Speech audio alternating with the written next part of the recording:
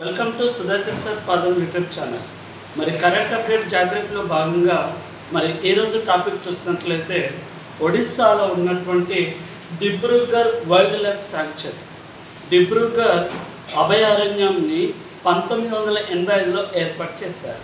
ఒడిస్సా రాష్ట్రంలో ఉన్నటువంటి Debrigarh wild life sanctuary. అయితే ఇది ఇప్పుడు వార్తల్లోకి ఎందుకు వచ్చిందంటే దీన్ని 59వ టైగర్ రిజర్వ్గా ఏర్పాటు చేయాలని సెంట్రల్ గవర్నమెంట్ అనౌన్స్ చేస్తుంది. ఇంకా ఫైనల్ కాలేదు.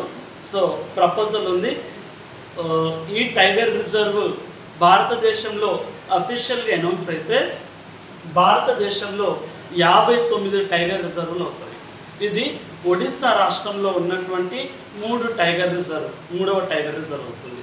ఒకటి రీసెంట్గా ఏర్పాటైనటువంటి 107వ నేషనల్ పార్కే సిమ్లీపాల్ నేషనల్ పార్క్. ఇది ఒడిస్సా రాష్ట్రంలో ఉంది. ఒడిస్సా రాష్ట్రంలో ఇది సిమ్లీపాల్ టైగర్ రిజర్వ్. ఇంకోటి ఫస్ట్ ఉన్నటువంటి tiger reserve Satkosia tiger reserve in Odisha. So ఒడిస్సాలో ఉన్నటువంటి ఒకటి సాత్కోషియా టైగర్ రిజర్వ్, రెండోది సిమ్లీపాల్ టైగర్ రిజర్వ్, ఇందులో బ్లాక్ కలర్ టైగర్లు ఉంటాయి. మూడోది డిబ్రూగర్ టైగర్ రిజర్వ్. ఇది అఫీషియల్గా అనౌన్స్ అవుతాయి. సో ఇది 1985 సంవత్సరంలో వైల్డ్ లైఫ్ శాంక్చురీ అనౌన్స్ చేశారు. ఇది 2025 సంవత్సరంలో టైగర్ రిజర్వ్గా అనౌన్స్ కానుంది. 2022 టైగర్ సెన్సస్ ప్రకారం భారతదేశంలో 3682 పులులు ఉన్నవి. భారతదేశంలో పులులు ఎక్కువగా ఉన్నటువంటి రాష్ట్రం మధ్యప్రదేశ్.